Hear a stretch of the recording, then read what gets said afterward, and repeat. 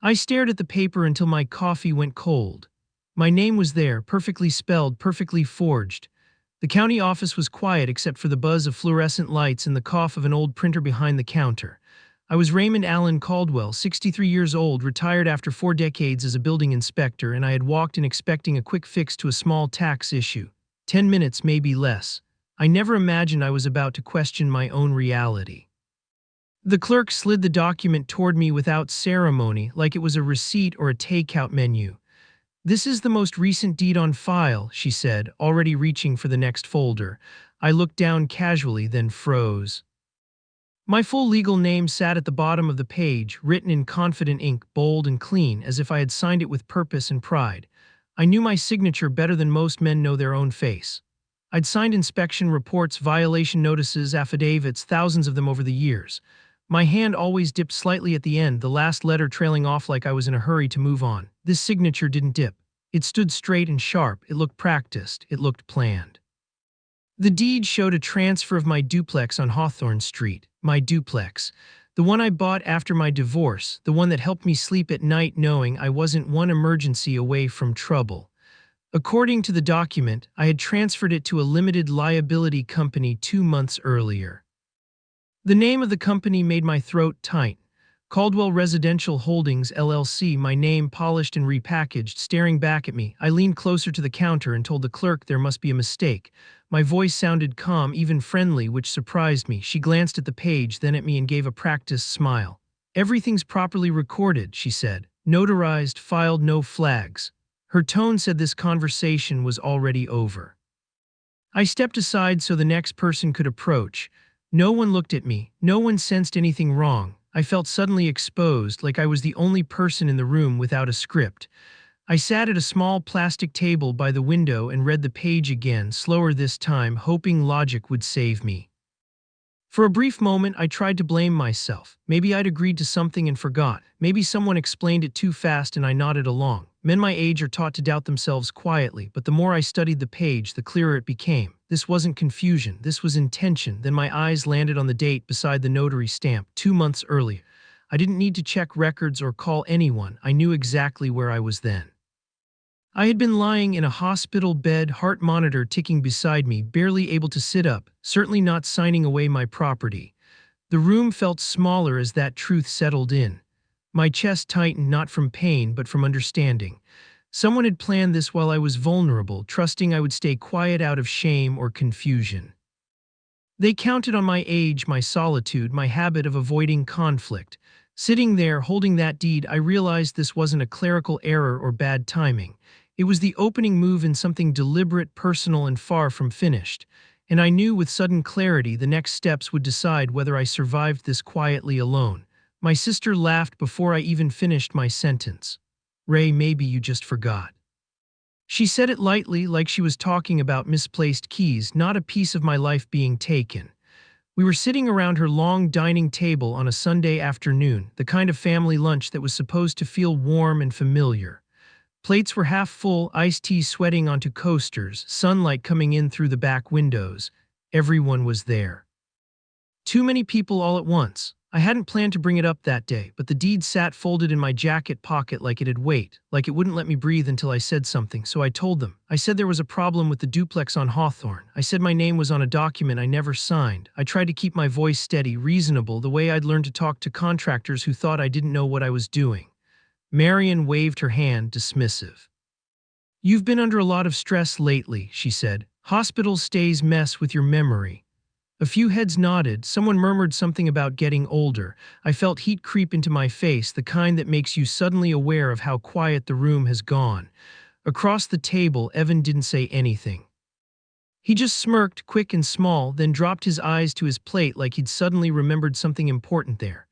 I watched him poke at his food, careful not to look at me. That hurt more than Marion's laugh. Evan was my sister's son. I'd helped him move into his first apartment. I'd loaned him money once without asking for it back. Now he couldn't even meet my eyes. My niece asked if I wanted more potatoes, her voice overly sweet. My brother-in-law cleared his throat and said, "These things can get complicated." No one asked to see the document, no one asked how I was feeling. The conversation shifted slightly like a car changing lanes, and suddenly I was the slow one holding everyone up. I tried again. I said the signature wasn't mine. I said the timing didn't make sense. Marion sighed loud enough for everyone to hear. Ray, she said, you've always been stubborn, maybe you just don't remember agreeing to it. She smiled, the kind meant to calm a child. That's when I realized what was happening. They weren't confused. They were choosing a version of the story that made them comfortable, one where I was mistaken, one where nothing ugly had to be faced. I felt small, sitting there at that long table, surrounded by family and completely alone. Every joke, every sideways glance, every gentle correction chipped away at something inside me. I wasn't being yelled at, I wasn't being accused, I was being quietly dismissed. Through all of it, Leela said nothing. She sat beside Evan, hands folded neatly in her lap, posture perfect. She watched me with a calm I couldn't place, not sympathy, not concern, assessment. Like she was studying how much I noticed, how far I might go. Her eyes flicked to Evan once, just once, and he straightened in his chair. As plates were cleared and dessert was brought out, she finally spoke. Her voice was soft, almost curious. So, she said, tilting her head slightly toward me, are you sure that isn't your signature?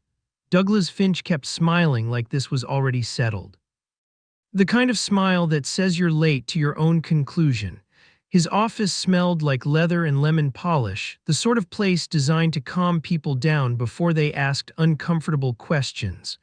I'd known Doug for years, at least by reputation. He was the family attorney. Handled wills, trusts, quiet problems you didn't air out in public.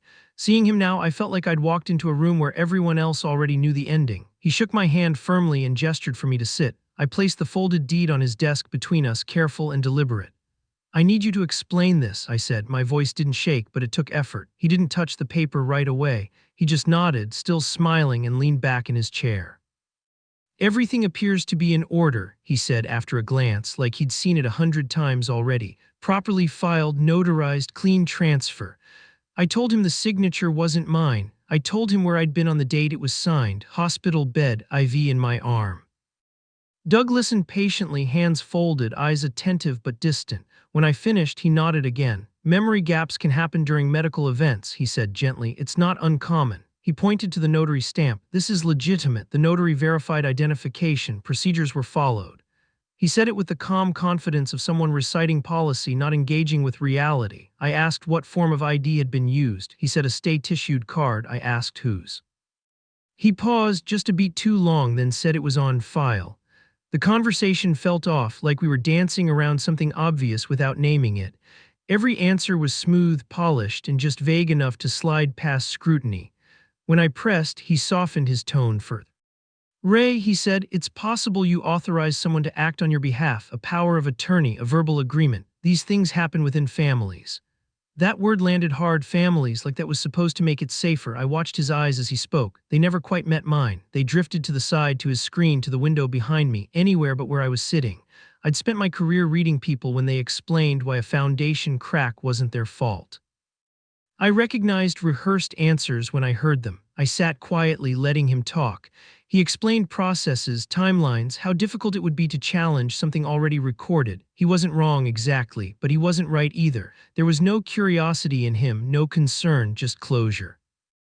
As he spoke, my eyes wandered to the corner of his desk, where a billing statement lay partially exposed beneath a file. I wasn't snooping, it was right there. My name wasn't on it, Evans wasn't either. What caught my attention was the email listed under client correspondence. Leela Morno. I felt something shift inside me, slow and cold. Doug kept talking, unaware or pretending not to notice my silence. I asked him casually who his primary contact had been during the filing.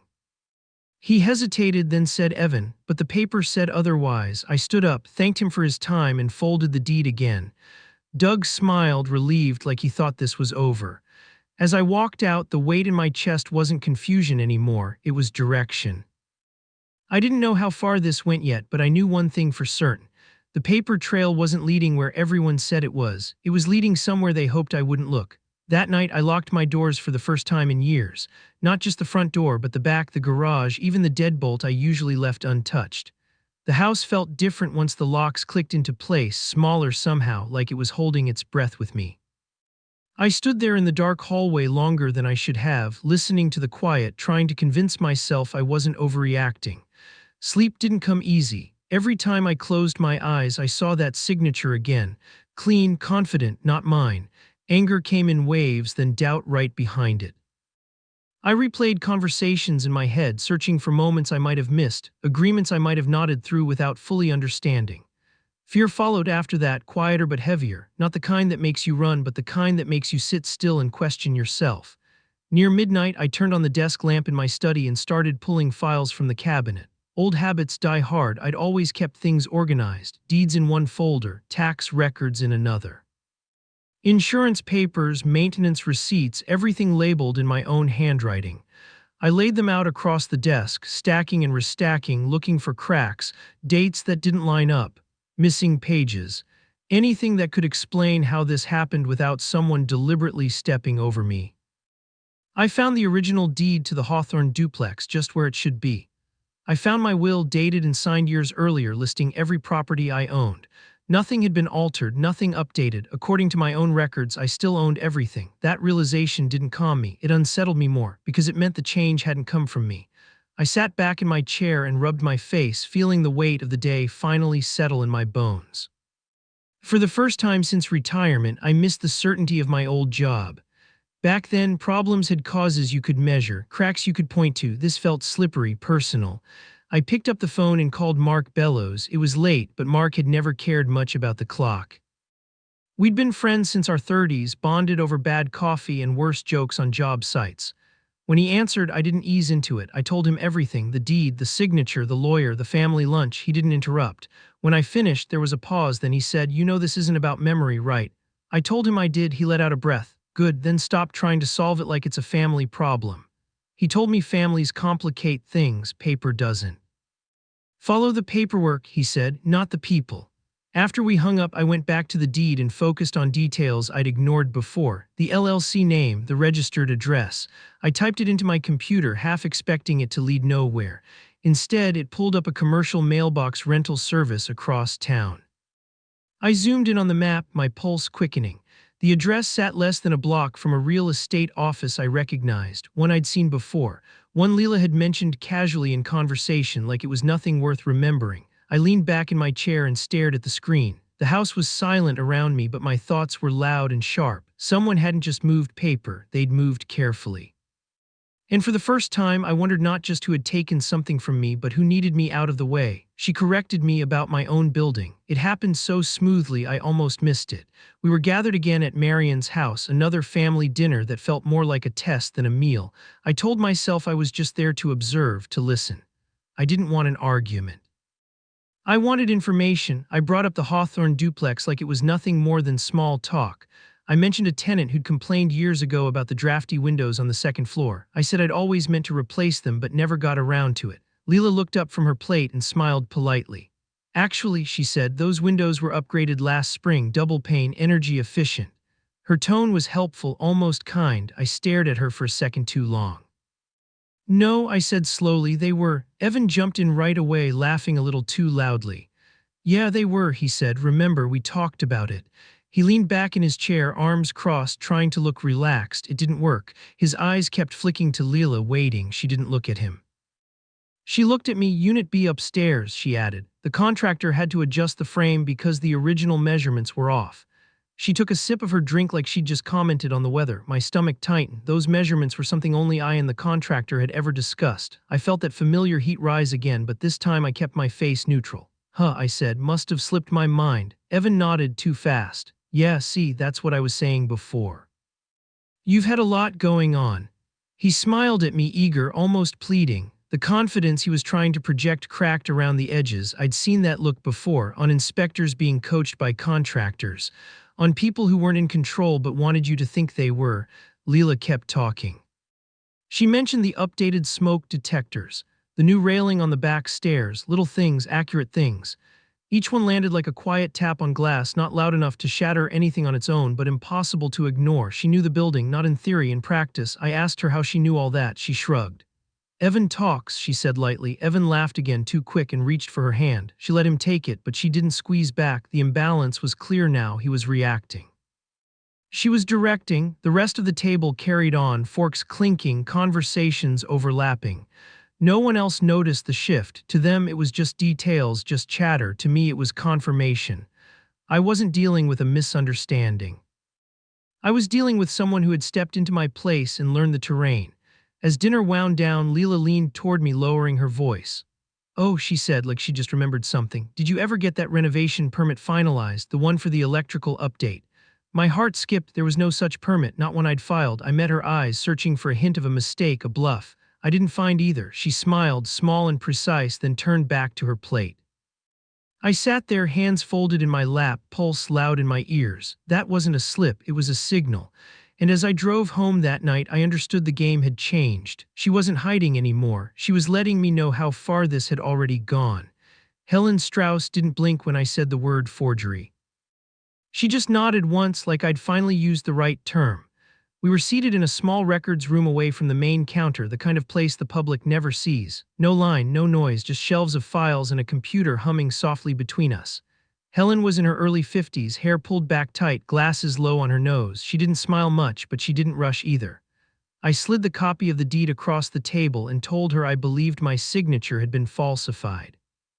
I told her where I'd been on the date listed, hospital. She listened without interrupting, eyes moving over the document with quiet focus. When I finished, she turned the monitor slightly so I could see. "Let's look at how it was filed," she said. She pulled up the digital record and walked me through it step by step. Timestamp metadata, submission logs, notary verification. It was more detailed than I expected, layers of information hidden behind what looked like a simple scan page. She pointed to the time the document was uploaded, then the device used, then the method of ID verification. "That's interesting," she said, tapping the screen. "This wasn't verified with a physical ID." She explained that the notary had accepted a scanned copy instead. Allowed but risky. My stomach tightened. "So someone didn't have to be there in person," I said. She nodded. "Not necessarily." She kept scrolling. "Here's the IP address used for submission." She copied it into another system, fingers moving fast, practiced. I watched the screen populate with location data. Not a home address, not a law office, a shared workspace, a parking facility across town. I leaned forward without realizing it. Helen printed the page and slid it toward me. "That's as far as I can go without a formal request," she said. Her voice was neutral, but there was something else there too, respect maybe, or concern. "But records don't care about family," she added quietly. "They care about patterns." I thanked her and stood up, my legs feeling strangely light. Out in the hallway, I unfolded the paper and stared at the address. The name of the parking space jumped out at me. I'd seen it before, not on a sign I passed every day, but in conversation, casual, forgettable at the time. I pulled out my phone and searched it. Map loaded slowly, each second stretching thin. When it finally appeared, my breath caught. The parking space sat 2 blocks from Leela's real estate office, close enough to walk, close enough to blend in, close enough to never raise suspicion. I stood there longer than I should have, people passing by, voices echoing off tile floors. The pieces were lining up now, not loudly, not dramatically, but with a steady certainty that made my chest feel tight. This wasn't coincidence, it was proximity, convenience. Planning. As I stepped outside into the afternoon light, I felt something settle in me, not relief, resolve. I wasn't chasing shadows anymore. I was following a trail laid out carefully by someone who assumed I wouldn't look closely, and now that I had, there was no going back. If this went public, I'd either get justice or lose my family. The thought sat heavy in my chest as I drove home, hands tight on the steering wheel. Every mile felt like a decision I couldn't undo. I'd spent my life avoiding conflict where I could, fixing problems quietly, keeping things civil. This wasn't that. This was a line drawn in ink that wasn't mine. I sat at my kitchen table long after dark, the deed and Helen's printout spread out in front of me. Part of me still wanted to believe this could be handled with a conversation, maybe an apology, some paperwork reversed behind closed doors. But another part, the one that had spent 40 years enforcing codes people didn't like, knew better. People who cross lines like this don't stop because you ask nicely. I called Mark again. He didn't let me ease into it. "You thinking of backing off?" he asked. I told him I was thinking of my sister, of family holidays, of how quiet my phone might become. Mark snorted. "They already decided where you stand," he said. "You didn't start this, but you'll finish it one way or another." He told me to protect myself first. Everything else was noise. The next morning, I met with an attorney Mark recommended, not a family friend. Not someone who knew my last name before I walked in. She was sharp, direct, and younger than I expected, with eyes that missed nothing. I laid everything out, the forged signature, the LLC, the notary details. She didn't interrupt. When I finished, she leaned back and said, "We proceed quietly." That word stuck with me, quietly, no calls to my sister. No confrontations, no warnings. She explained how these things unravel best when the other side thinks nothing is happening. Paper trails, digital footprints, small requests that don't raise alarms. It felt strange becoming a subject of investigation instead of the one doing the inspecting. Days passed differently after that, slower on the surface, sharper underneath. I forwarded documents, signed authorizations, watched as my attorney requested records I didn't even know existed. Email logs, notary appointment histories, building access records tied to the parking space. Each step felt careful, measured, like we were walking on glass. At night, doubt crept in again. I wondered how this would look when it came out. I imagined my sister's face, the way she'd shake her head, say she never thought I'd do something like this. I imagined Evan's anger, or worse, his silence. Hope flickered alongside the fear, hope that the truth was strong enough to stand on its own, hope that I wasn't as alone as I'd felt at that table. Late one afternoon, my attorney called. Her voice was calm, but there was an edge to it now. She said the request had gone through, security footage from the notary's office.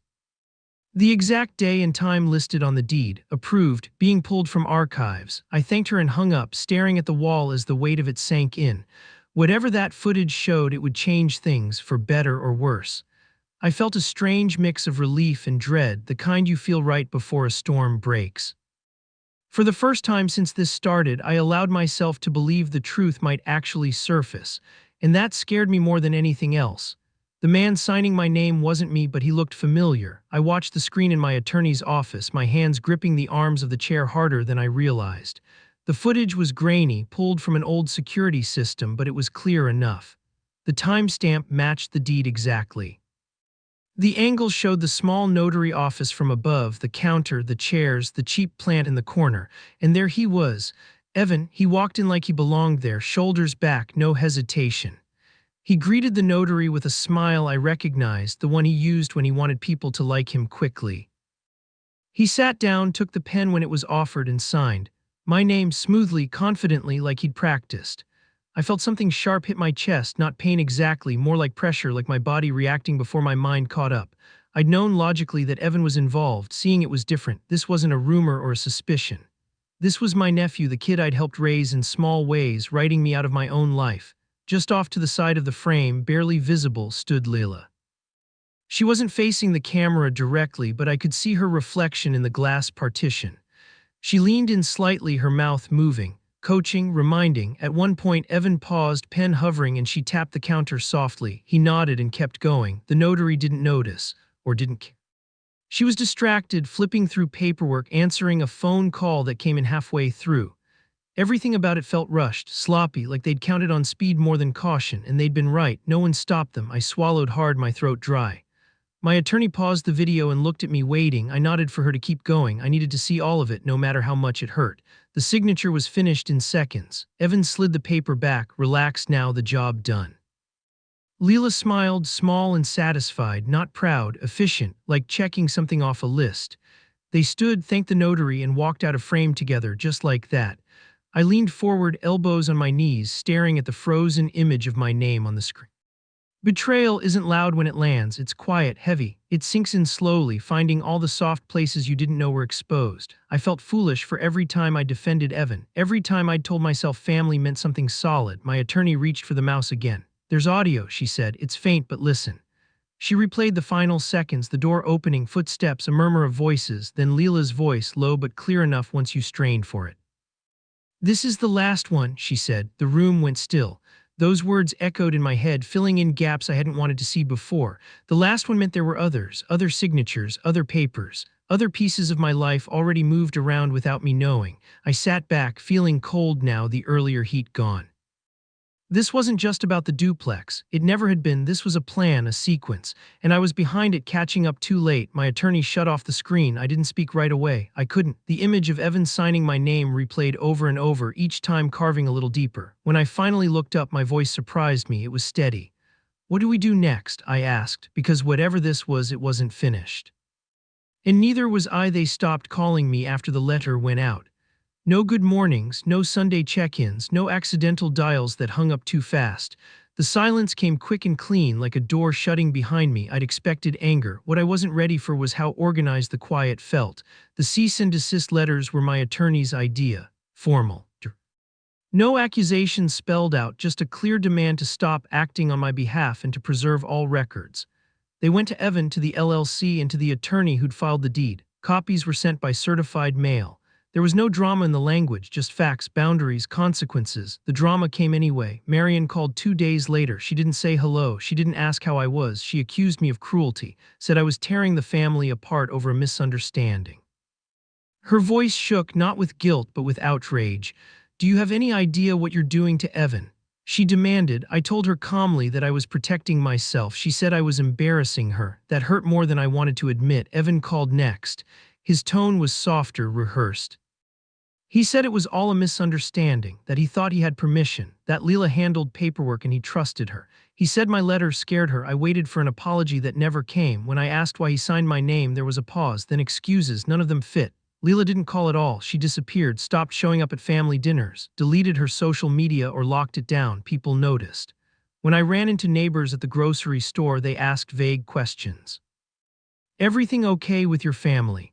They said, eyes curious, voices careful. Whispers travel fast in quiet places. I felt the shift everywhere. Invitations stopped. Conversations shortened. People chose sides without saying so. Loyalty is easy when you're winning, when the story is comfortable, when no one has to look too closely at what's underneath.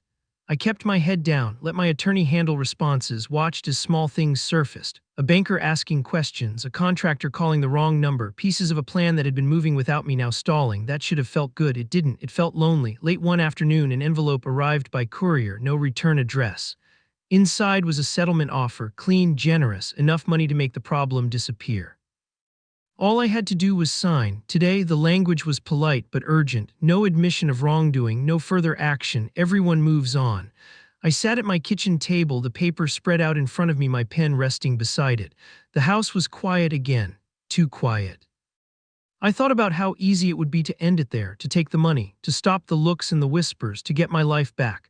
But as I read the final line, the one asking for my signature, my hand tightened.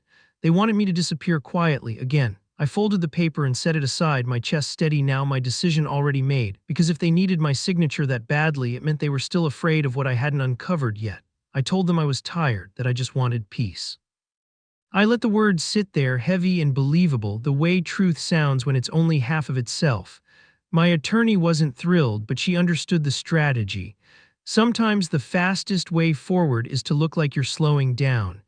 I had her respond to the settlement offer with hesitation.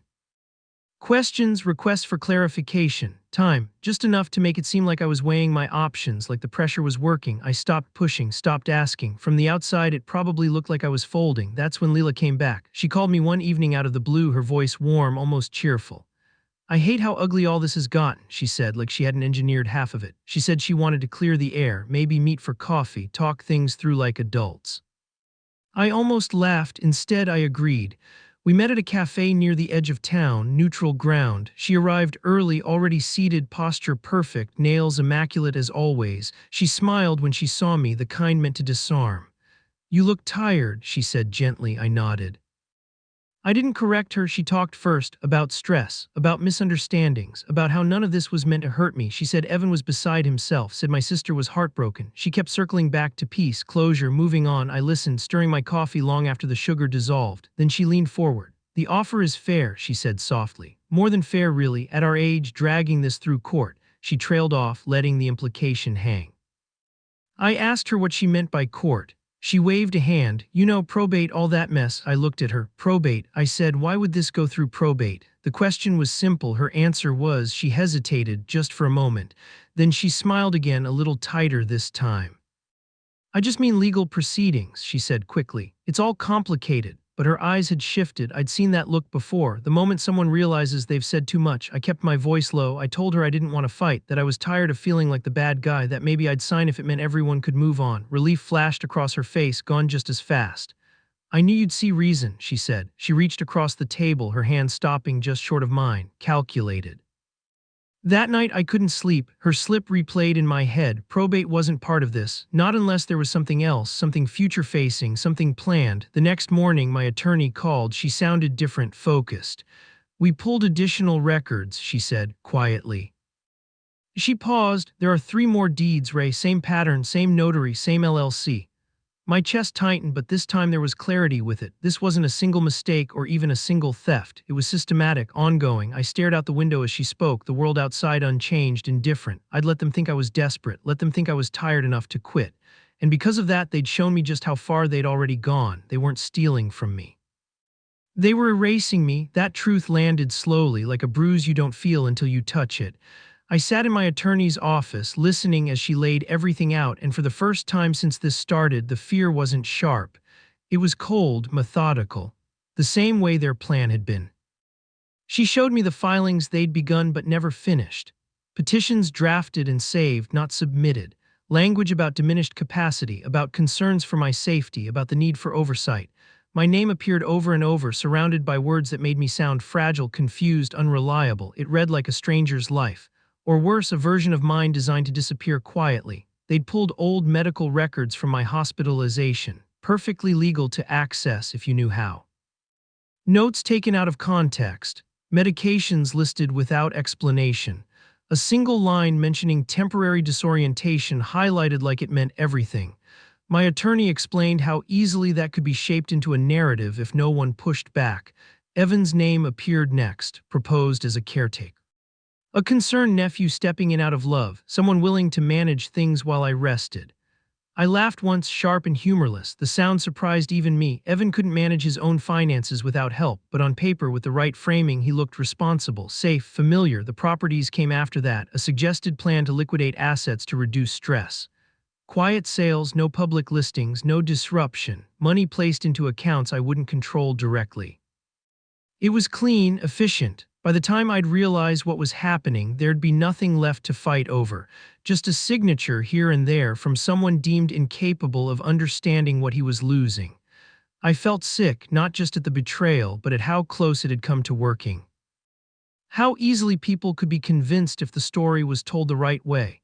I thought about Marion's comments at that lunch, about memory, stress, age. They hadn't been careless words, they'd been groundwork. What stops them? I asked quietly. My attorney looked at me. "You," she said, "and documentation." She explained the countermeasures, independent evaluations, evidence of fraud, the video, the paper trail. It mattered not just legally, but narratively.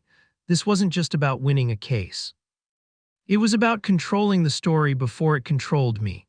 As if on cue, an email came in while we sat there. She read it once, then slid the screen toward me. A court notice, a date set, a request for evaluation, formal, polite, dangerous. They moved sooner than expected. I stared at the date, 2 weeks away, plenty of time to prepare, plenty of time for doubt to spread if I let it.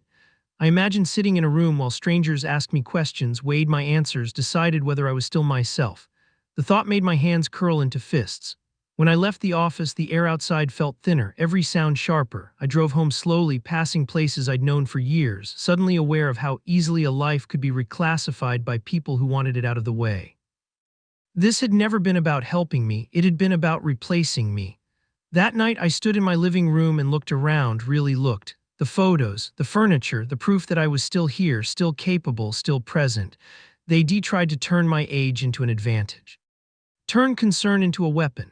The court date loomed ahead, heavy and unavoidable. And for the first time I understood what I was really fighting for, not property, not money, my right to exist in my own name. The judge asked if I understood why I was there. I said yes. My voice didn't echo, didn't shake. It landed solidly in the quiet courtroom, and for the first time in weeks I felt steady.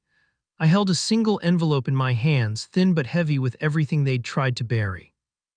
The room was smaller than I expected, neutral walls, hard benches. Marion sat 3 rows back, hands folded tight in her lap, eyes fixed forward. Evan was beside her, pale, jaw clenched. Leela sat a few seats away, posture perfect, legs crossed, expression calm enough to pass for bored. If you didn't know better, you'd think she was there for someone else's problem. My attorney stood and began with the facts, not opinions, not feelings, facts. She introduced the video first. The screen flickered to life, and suddenly Evan was there again, larger than life, signing my name like it belonged to him. A murmur moved through the room. I didn't look at my family. I kept my eyes on the judge. Next came the metadata, dates, times, IP addresses, the parking space. the scanned ID. Each piece stacked neatly on the last. My attorney didn't rush, she let the pattern form on its own. When she finished, she called Helen Strauss. Helen walked to the stand with the same calm focus she'd shown me weeks earlier. She explained the record system in plain language, how filings worked. What was normal, what wasn't. She pointed out anomalies without drama. When she said the ID hadn't been physically verified, the judge leaned forward slightly. That small movement felt louder than any objection. Then my attorney turned to Douglas Finch. He shifted in his seat, smoothing his tie, the confident smile gone now. Questions came fast about billing records, about communication, about why correspondence went through Leila Morno's email. He hesitated, stumbled. Tried to explain it away as administrative convenience. The judge's expression didn't change, but something in the room did. I watched Leila then, really watched her. Her composure held at first, chin up, shoulders back. But when Finch's answers unraveled, a flicker crossed her face. Irritation, calculation, fear. Vanished quickly, but not before I saw it. My attorney rested her hand on the envelope I'd brought. Finally, she said, we have documentation showing the scope of the activity. She didn't open it yet. She didn't need to. The implication hung there, thick and undeniable. The judge turned to Leila. Ms. Morno, he said evenly, you're listed as the registered agent for Caldwell Residential Holdings LLC. She nodded once. Can you explain the purpose of this entity? Leila stood slowly. For the first time, she looked uncertain. She began to speak, then stopped, lips pressing together as if reconsidering. Her eyes flicked toward Evan, then back to the judge. The silence stretched. I sat there, envelope still unopened in my hands, heart steady. This wasn't about winning anymore. It was about truth finally being asked to speak for itself. And as the judge waited for her answer, I knew whatever came next would expose more than paperwork. It would expose intent. She blamed Evan. Evan blamed me. The words came fast once Leila started talking, like she'd been holding them back and couldn't anymore. Her voice was steady at first, controlled, the same way it had been every time she'd corrected me or smiled through a lie. She said Evan was impulsive, emotional. That he wanted to prove himself.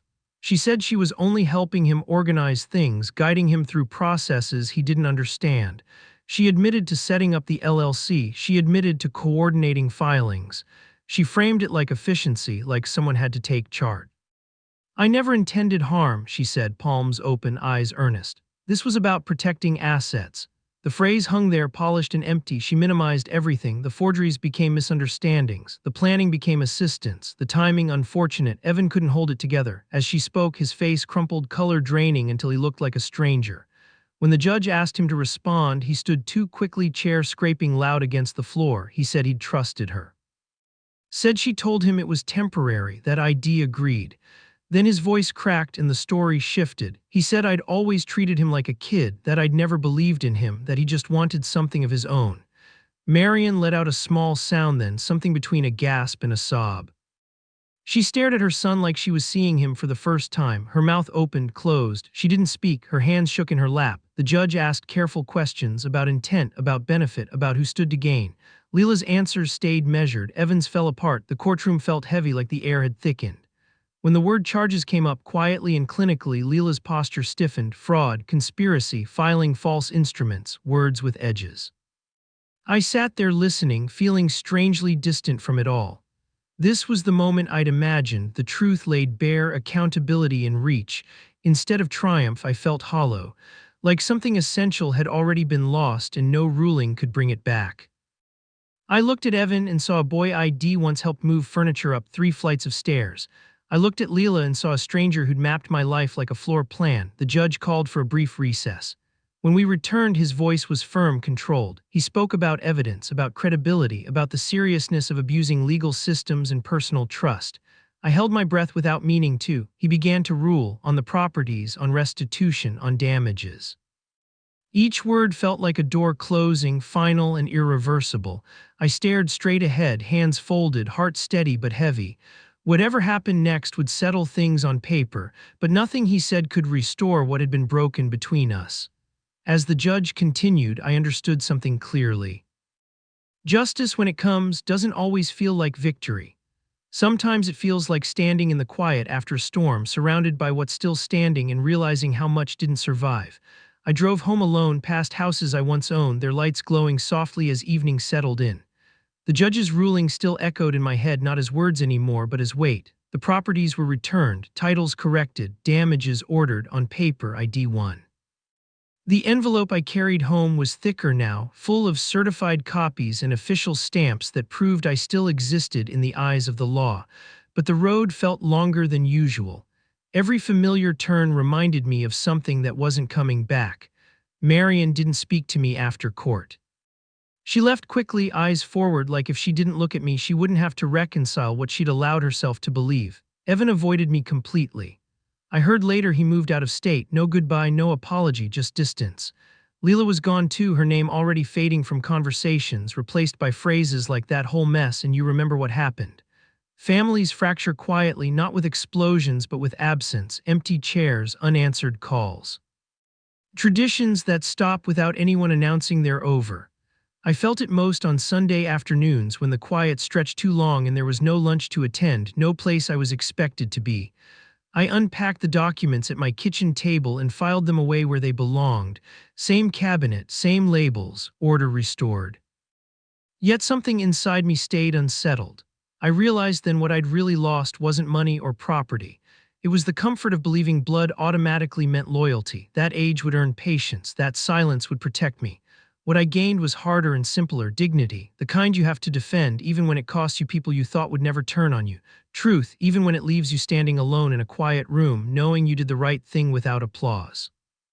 I thought about how close I'd come to disappearing on paper, how easily it could have happened if I'd been more tired, more trusting, more eager to keep the peace.